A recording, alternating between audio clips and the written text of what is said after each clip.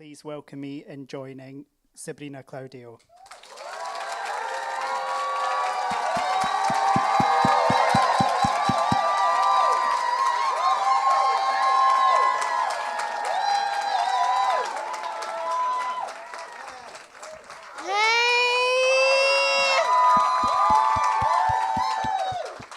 Wow, guys, you really came. Thank you.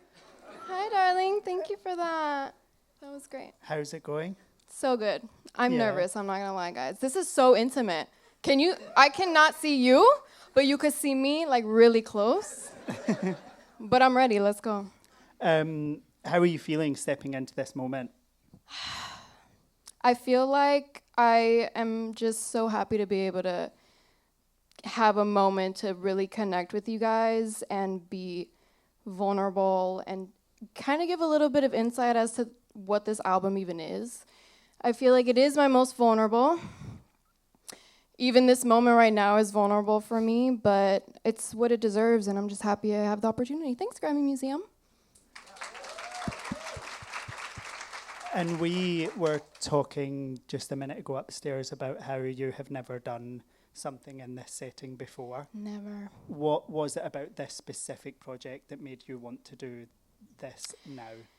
I just feel like it is my first album. I don't know if y'all know, and I hope this doesn't break anybody's heart.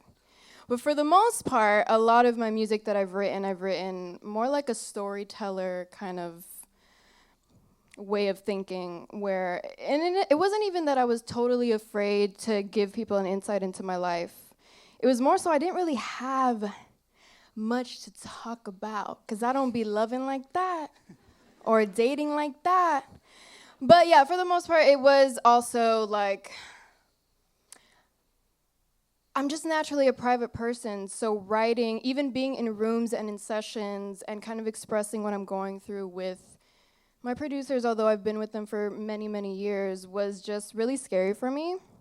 But this album, I took 2 years of writing for other people, and I felt like I was giving my storytelling concepts to everybody else. So when it came to myself, I was like, damn, I guess I gotta dig in and dig deep into what I'm going through. And I did. And yeah, I just feel like conceptually, I'm talking a lot about things that I actually experienced. I was in I'm not gonna let them claim it was a relationship. 2 situationships throughout this, this album process, and a lot of the songs are about one and the other, and then, yeah, girl, I was going through it. And now we're here. And before we go too much into the new project, Yes. I wanted to go back a bit and talk about where your story began. What was your earliest memory or moment in music that then got you to here? Well, I think we all kind of go through this, like when we were little and we get our cousins together and we do little choreography and little performances and stuff like that. I've been doing that since I was a little girl. But I honestly didn't think of becoming an artist until my parents heard me singing and kind of pushed me to pursue that part of it. So then I started on YouTube. But I would say, yeah, I was probably just, randomly singing, probably my parents really seeing something in me that I didn't even know existed. And it was probably that, my first memory. And they're here tonight as well. They are. We're my parents. Give it up for the parents. My whole fam is here. Well, most of them. Yeah. And when we spoke last, you actually mentioned your parents moved to LA to help you pursue music. How did that sort of sacrifice make you feel with them sort of uprooting their life and moving here? It was a lot of pressure. Well, to start, I can't remember the exact sequence of events. I can't remember if I wanted to move to LA, and regardless, they weren't. Listen, I'm Cuban Puerto Rican. They don't let me go anywhere by myself. So I was 17, maybe 16, 17, I don't remember.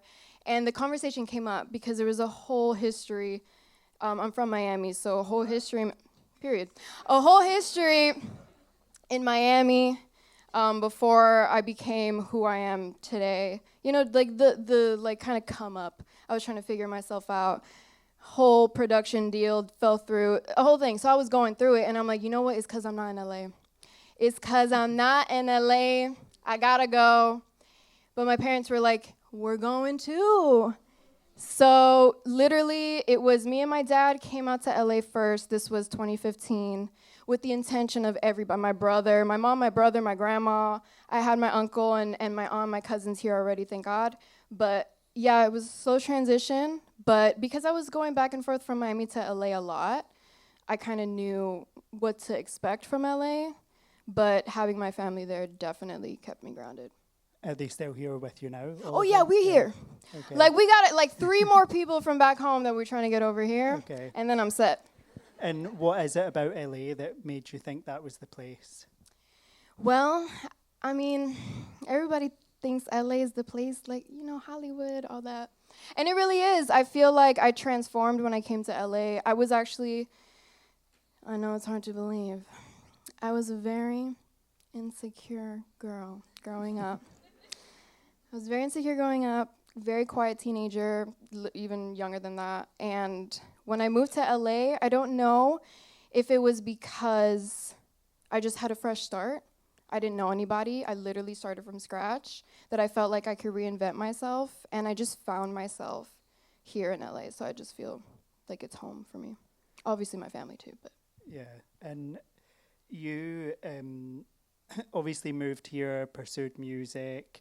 At what point did you feel after moving that you could make it, or that you felt as though it was going in the right direction? Well, the intention from the beginning moving here was to make it. I mean, literally my family was coming here, so that was a good pressure though, because I was like, oh, I got to do something about this. It took like 6 months though for me to find my current manager, Niall. Niall, hi. I met Niall I moved in April of 2015, met Niall in November of 2015. And once I met Niall, my life changed. Wow. Don't hype him up. Nah, he's amazing, he's amazing. And obviously you broke out with Confidently Lost. How do you feel, how do you feel that moment sort of changed your trajectory within music, and what is it about that? So Confidently Lost was the first song I wrote as this sounds so dumb. Sabrina Claudio, right? Because before that, I didn't know I knew what my sound was. I knew what I wanted to talk about. I knew how I wanted my first body of work to be, but I wasn't vocal enough about it when I was living back home. And so when I came out here, Confidently Lost was the first one. And I think I put that out. I put the project out. Actually, I think I had Confidently Lost before I met Niall.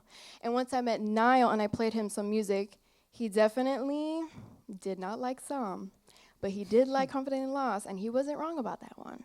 So then I made a whole project surrounding Confidently Lost, and I actually put it out on SoundCloud first. And I think I had a little bit of a following from YouTube prior to that, so I had people to listen to it. And then once it got enough traction that we were like, oh, I think then I signed to a label. Bad idea, guys. Don't do that. And once I signed to the label, they were like, oh, we should put this out on platforms. But wait, I'm not going to lie. I don't even remember what the question was. It was about why that song felt as though it was the moment for you. Oh, yeah. Okay, so I just feel like it really made a stamp in... The industry was very different at that time, but I just feel like I kind of came out with something, a sound, a conversation, a topic that wasn't really a thing in the moment. And I don't know. I just think the song is really amazing. And I think the title alone is interesting, and the concept and what the hook is saying. It's just, but I think just I established a very particular sound, and it worked out. And you mentioned there about a label. Oh, yeah. Are you willing to share more as to why you shouldn't sign to a label now? Or no, just don't sign to that one. Oh, I see. I'm not gonna say which one. Fine, I won't say which one. You could probably search it up. I was really hungry and eager to make visuals for my music, and I didn't, literally Niall and my dad they funded Confidently Lost, Orion's Belt. And I was like, you know what, I deserve someone to pay for this. Not my family, not my manager. So we just went after it, and obviously everybody, when we're starting out, we're like, that is the thing to do. It's different now. Now we could do our own thing, social media and stuff. But at the time, I felt like I needed somebody to help fund my ideas. And I was just very fast to sign whatever it was that was on the table. So you released Confidently Lost, you had the success of it, and then you started, and I've said before, that you started to sort of question whether the spotlight was for you, and you've gone into detail in that in the past. So you stepped aside and started writing for other people and took some time away as an artist. Yeah. How was that as a process after such quick and big success? I think it's more so every time, so I don't get in the studio to write for fun when it comes to myself.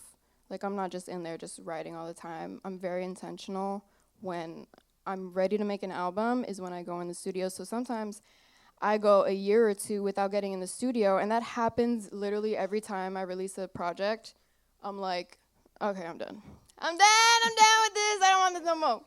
But I wanted to remain creative, and I wanted to keep working my writing muscle, and I wanted to collaborate, but I didn't want the responsibility of me having to make an album every time I'm in the studio. So that's really how it started. And it was amazing. Honestly, I think it's why I love this album so much, because I learned so much from the artists that I was working with, other producers, other writers. They opened my mind in many, many ways, and I think this album is just a mix. I think also sonically, this album is really different. It has alternative sounds and genres, and I can't really categorize what the album is if we're talking about a genre. And I think it's mainly because I took 2 years to experiment on other people's projects. So the new album, it's more than just an album in my opinion.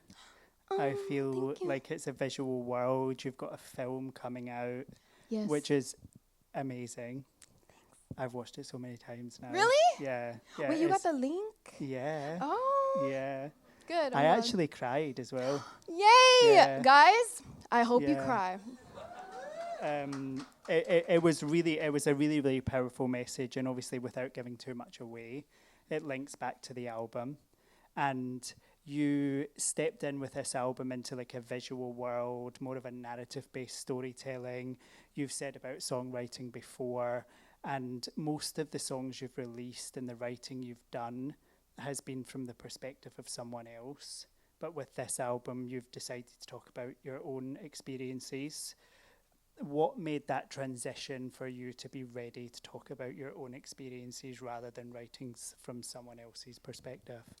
I think, a lot of it has to do with the 2 years that I took and feeling like I gave too many of my made-up concepts away, so I had to dig deeper. But also, my best friend, who's also here, Jasmine. Hi.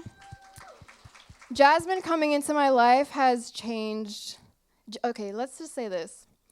Jasmine is the reason this album visually is what it is. So I might be skipping to another question.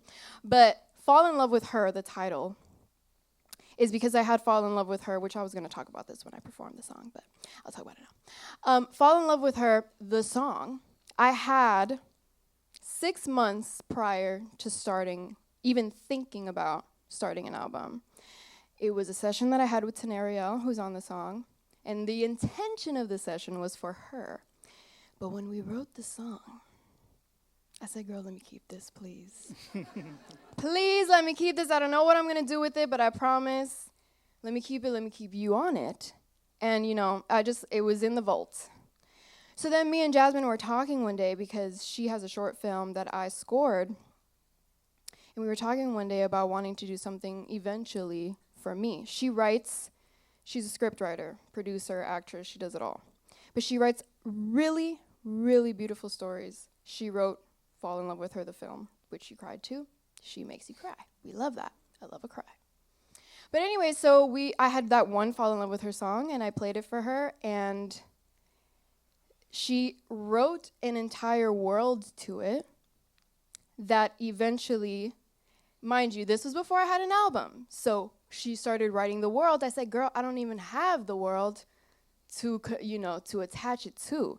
So as I'm writing the album, she's writing the film. And then the film was finished before even the music videos were finished. So the music video concepts are all pieces that are attached to the film, which once the film comes out, you'll be able to watch it from the beginning of Need You to Need Me all the way through Before It's Too Late. What's the other one I did? Oh, Memory Foam.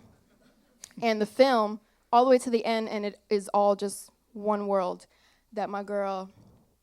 Now, I contributed, of course, and we collaborated on ideas and all of that good stuff, and it was the most incredible, most empowering, most collaborative experience I've ever had. And yeah, we're here today, and I just can't wait for y'all to see the film.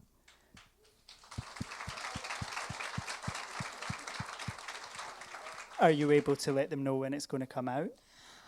I'm not going to lie, I don't even know, guys. I'm waiting for that answer, too. I'm hoping before the end of the year, so we're working on that. We've had this in our hands for quite some time, so I'm very eager for it to come out. But it will. Mark my words. Mm-hmm. It's worth the wait, I promise. Oh, thank you. You spoke there about collaborating with friends and stuff on the film and this album. You before have said and not really written with anyone else. You've written all your music solo. What was it about this album specifically that made you want to write with others when it was your first one being so personal? So, I have written most of my music on my own. There have been instances where I have other writers in the room, especially in my first project, Some on Truth Is, and things like that. But I feel, I had this thought where if I didn't write the song 100%, then it wasn't mine. And part of me felt it was definitely ego-driven. Because then I was the writer in the room for 2 years. And then I realized how incredible collaborating is and how beneficial it is to have people in the room to bounce ideas off of, and how much we learn from each other when we're in these settings. And I realized that that's what I wanted to do for my album. However, I'm still very particular about who I have in the room, because I don't really think everybody gets it. You know what I mean? So I'm open to working with anybody for other people, but when it's my stuff, I'm still very particular, but I'm a little bit more open-minded. Now, with this album, I have one other writer. His name is Nazri. And he's actually Niall's brother. He's also just an incredible songwriter, huge songwriter. He's the lead singer of the band Magic, and they have the song, Why You Gotta Be So Rude? You know that one? Incredible songwriter, my manager's brother. I've known him for 10 years, and I never gave him a chance. Actually, that's a lie. We did the Christmas album together. Do you guys know Christmas Blues? We did that together. And when we did that together, I was like, oh. So anyways, when it came to this album, I did one session with him, which was, I'm lying, which I was also going to talk about this later.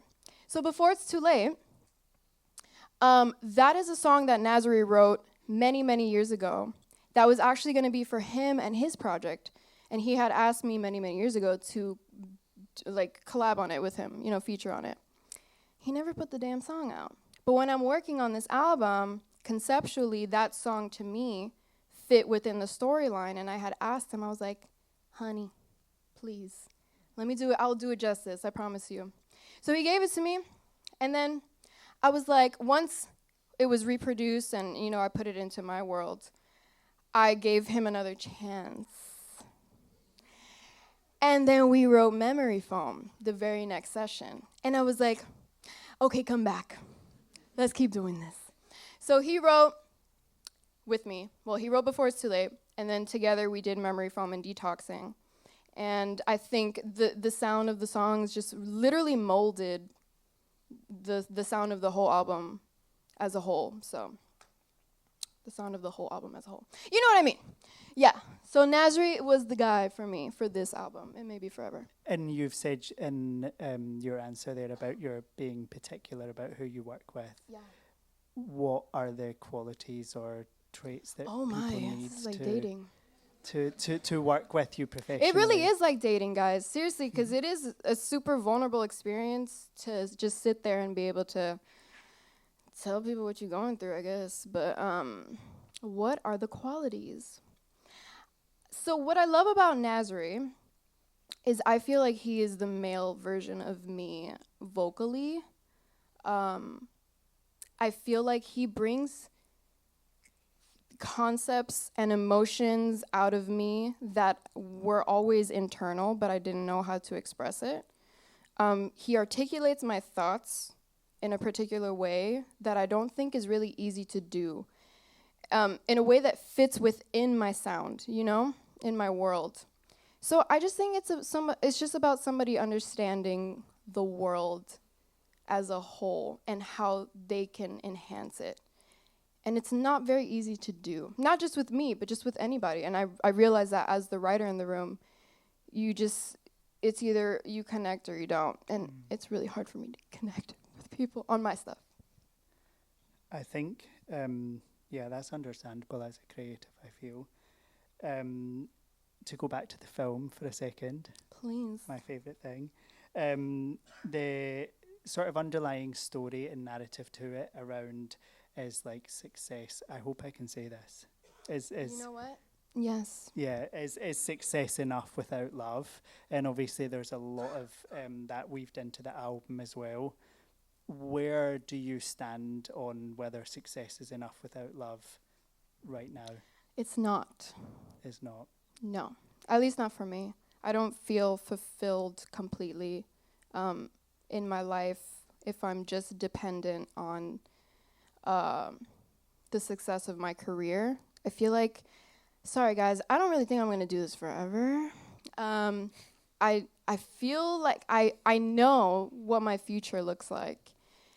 And I want to be a mom, and I want to be a wife, and I want to have my family, and I want my community to grow. And I think that at the end of the day, the music is amazing, and I want my music and my stories to last forever. And I want to create forever, but do I want to do like the whole artist, social media, in front of the camera thing for the rest of my life? Not really.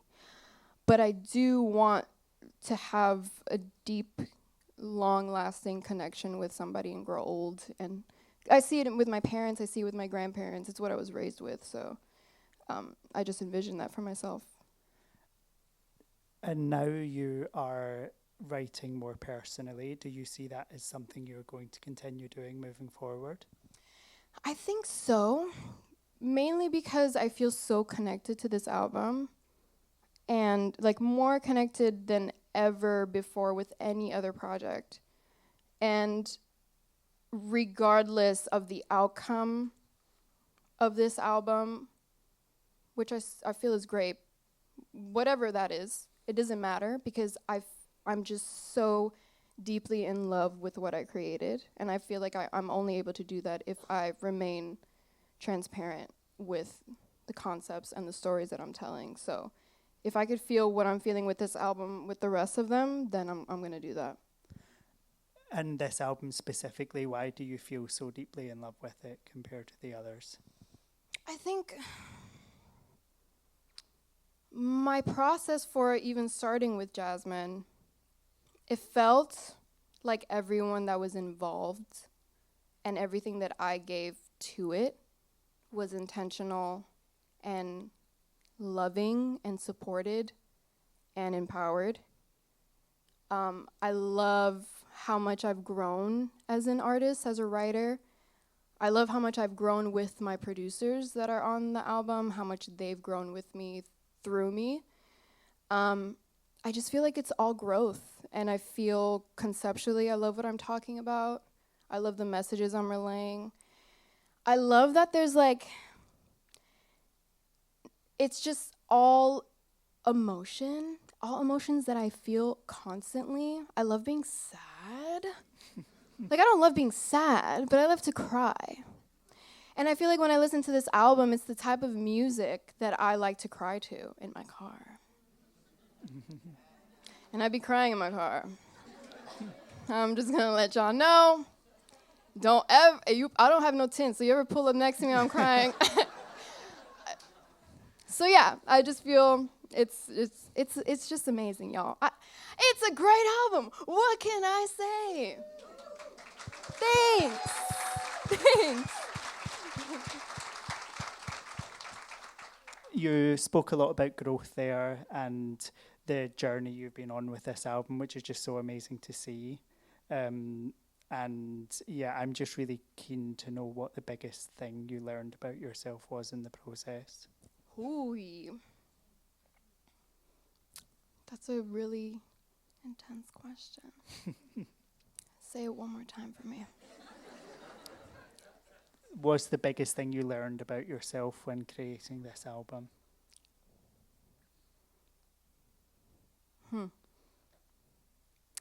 The biggest thing I learned about myself is that I learned a lot about the way that I love. And I love very deeply and straightforwardly and intentionally. I love that word. Not just other people, but myself. And I feel like, and this is why the album ends with memory foam, because I feel like I learned that I am extremely resilient. Not just in relationships, but I just mean in my life, throughout my career, throughout my personal obstacles that I've faced. And it's all led me to a really beautiful community of people, because I'm not very tolerant of anything less. And it's led me coming to a version of myself that I always strived to be. And I think I reached that through creating this album and allowing myself to feel all the feels and to love and to be heartbroken and to have my friends and my family and, you know, have the relationships with the people I created it with. And yeah, I think I just learned a lot about the way that I love and that I am super, super duper resilient.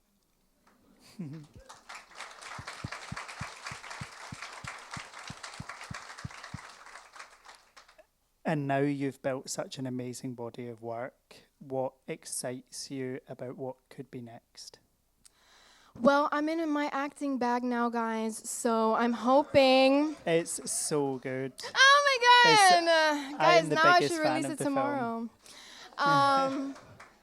Yeah, I hope that this breeds a lot of new opportunities and avenues. I think this album, I want to get into movies and not just acting, but being part of soundtracks and scores, and I feel like this is like my resume, this album. I'm like, look at what I could do. You know what I mean? Obviously keep touring and performing, that is a must and will forever happen. Well, not forever, I said I wasn't gonna do this forever, but as long as possible. And yeah, but I'm in my acting bag now, honey, so I'm an actress and I will be more actressing in the future. Mark my words, universe. I mean, you came across so natural in it, but did you find acting difficult, or how was it learning it? Okay, I will say, so guys, let me just tell you this. It's not like a film it's like music videos in a film, you know? You know how people be doing that? It's really unique. It's full dialogue and full narrative. So I had to memorize a script, honey. It did take me a couple months, okay, because I do have bad memory. However, I ate down. But I will say that I think I know for a fact. Okay, my best friend wrote, produced, and is starring in it. My best friend's husband, who is also my friend, directed it. And so it was a family affair. And I think maybe I got a little spoiled because they were very patient. Not that there was much to be patient with. I killed it. But, like, the environment, I didn't feel the pressure because I was with my friends. It was like all my friends, literally, just like a big group of people being creative and having fun. So it was hard, but it was the best experience ever, and I wouldn't have wanted to have my first experience doing that with anybody else because I don't know if I would have killed it as much if it was another group, but now that I know kind of what to expect, now I'm killing it every time. Don't even worry. What was your favorite part of making the whole album? Have you got a favorite song or a favorite? My favorite song? My favorite song on the album is Discouraged.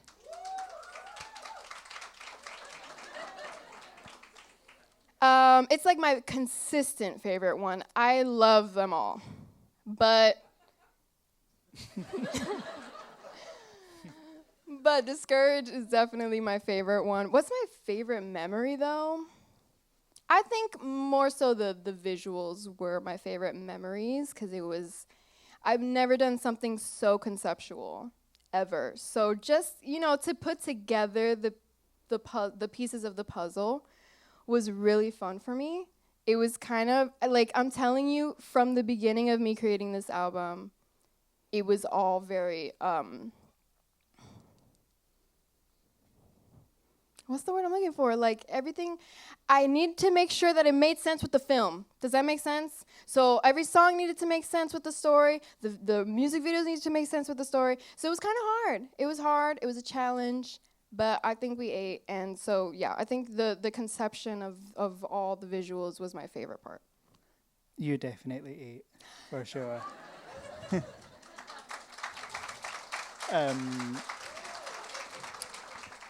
It is super interesting that you said that everything is built around the film, but you're releasing the film last. I know, right? Is that on purpose, or?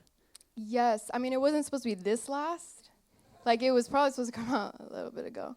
But yes, it was supposed to be music video, boom. Because, guys, the whole thing is you're not supposed to know they're all connected. But since we're here, they're all connected. So, but you're supposed to, like, look at it and you'd be like, what is this? Why is she waking up? You know what I mean? If you know, you know. So, yeah. I forgot your question again. I'm so sorry. It was releasing the film last intentional. Oh, yes. Yes. Yeah. But not this last. Yeah. It's taking a little long. I'm like nervous you guys won't even care. No, they will care. Okay, good. It's really good. It's a beautiful piece of work. Thank for sure. you.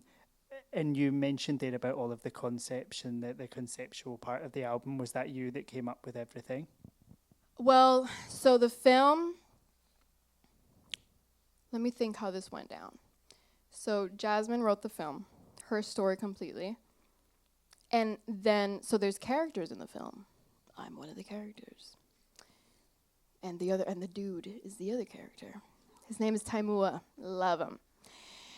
Once the story of the film was there, and I had the music, I was trying to find which songs made sense with the story of the film. Once I had the songs, I started putting together in my brain what I wanted the visuals to be.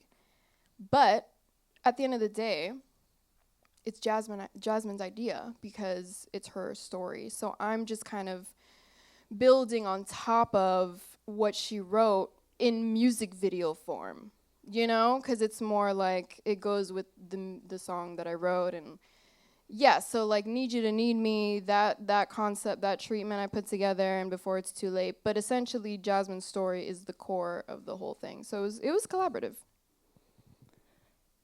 I mean, I can't say enough. It's so good. So Like, I'm so I'm happy. so happy that you love it. I watched No, it that so makes many me so times, and I only Really? got the link not that long ago. Oh my god, my family hasn't even watched it. yeah. They're gonna kill me. They haven't? No. Okay. I feel know I'm the honoured. worst. I treat my family like they're not my family. I'm like, you're gonna wait till my album's out to hear it. I'm terrible. They hate it. I'm just are weird. you nervous of their opinion? I think I'm just weird. Like I don't even want Niall to hear things when I'm creating them. Okay. Like when I'm ready to send it to Niall, and I feel like I have to send it to Niall because he got to do all the producer agreements and stuff like that.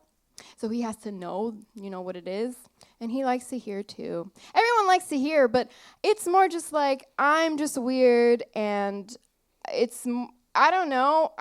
I have issues. I mean, that's fair. We all do. Yeah, you're right.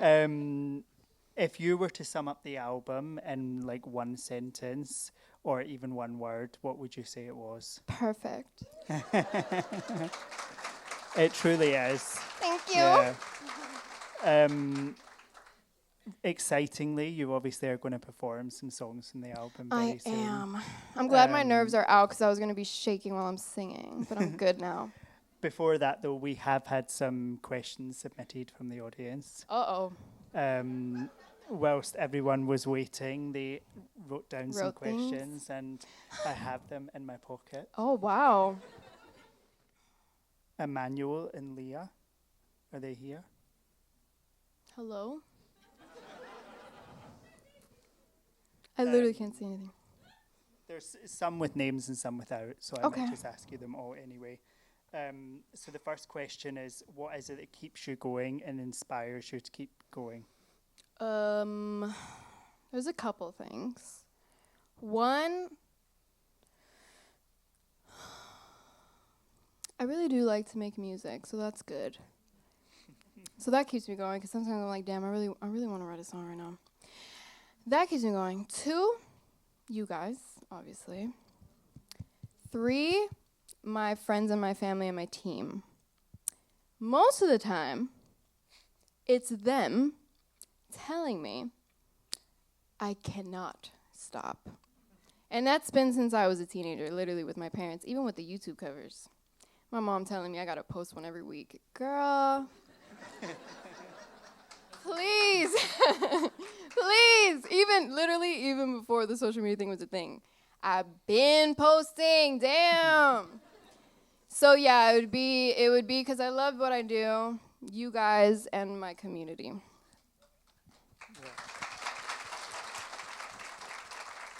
And your mum's still telling you what to do now? And my mom, shout out my mom.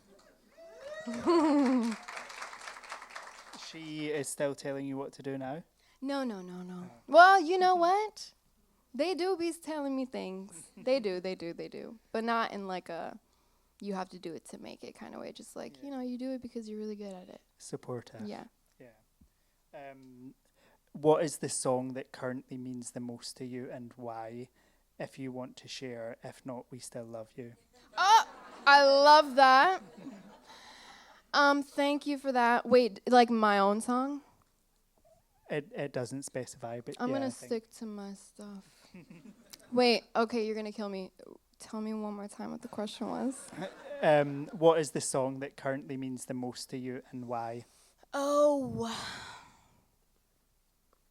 If I had to pick one, why it means the most to me? Okay, I'm gonna answer your question, but like change it a little bit. What song gets me the most emotional? And it's my favorite one. It's Discouraged. And I don't know why, guys. I'm even worried to perform it because it does make me emotional even now that I've lived with it for like a year, and it still makes me emotional. And I think it's just conceptually what it is. But I would say Discouraged. And I'll get more into Discouraged when I go perform it. I don't want to give it all away. But yeah, it would be that one.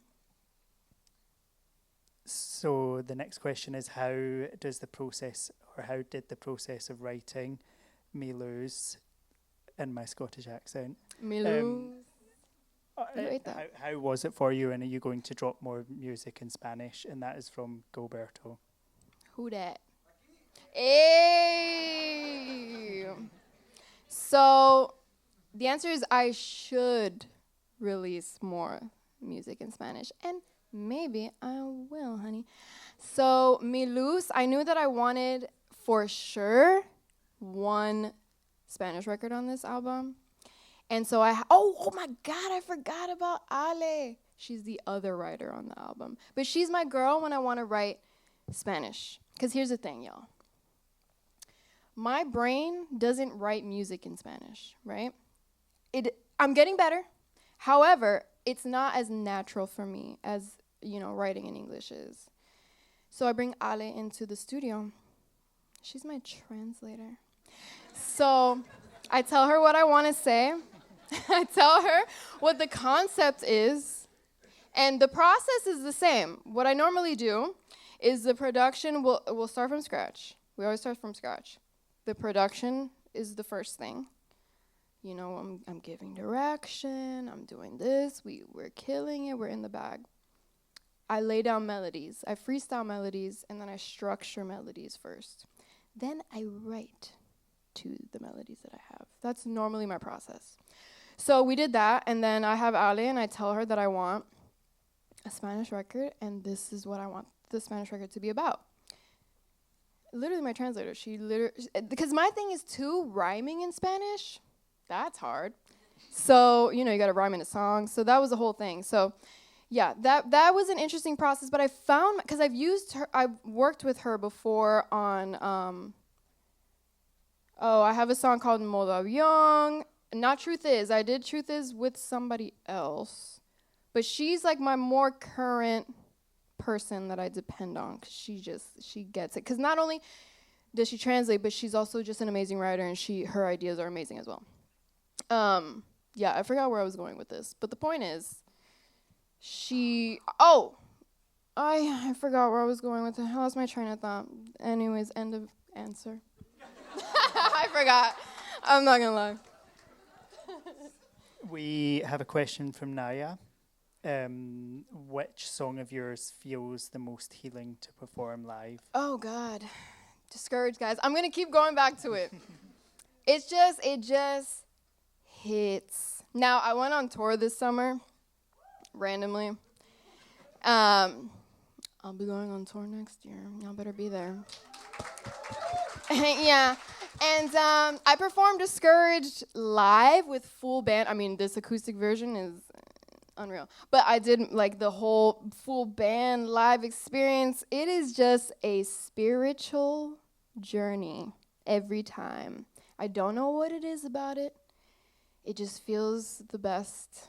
I also love a detoxing. I love it. The ending of Detoxing 2 feels like a release. So yeah, I got some bangers on this one. That's just what it is. The whole thing is a banger. I love you. I need you everywhere.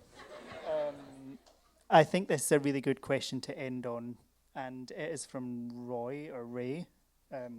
Ray? Roy. Hi. If you could name this chapter in your life, what would be the name of it? Oh, wow, that's a great question. I don't even think I'm clever enough for this.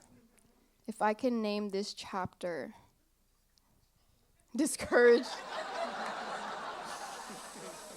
Oh, God. Sometimes. Actually, a lot of times. I would name it, oh, God, guys. I'm not, I know I write songs, but I'm not that clever, right on the spot. Let's just say, I'm not going to give it a title, but I will say this chapter of my life is so happy. And I feel like everyone that's supposed to have crossed my path is here. And I feel like it's what I've been missing all along. The voids that I thought I had have been filled. So, yeah, it is the happiest chapter thus far. I hope it gets even happier. That would be nice. But yeah.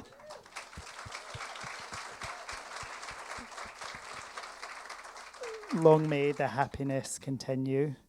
Period. Thank you so much for Thank you. sharing so I openly love you, and genuinely. You're amazing. having an amazing conversation, and even more excitingly, you're about to perform. Yay! So I need water. we are going to wrap up the conversation there. If everyone can just hang around for another couple of minutes whilst you get off, reset the stage, etc. I'll be back, guys. She'll be very much back. I'll be back, honey. Yes. Thank you so much. Thank you. Everyone give it up for Sabrina. I'll be back.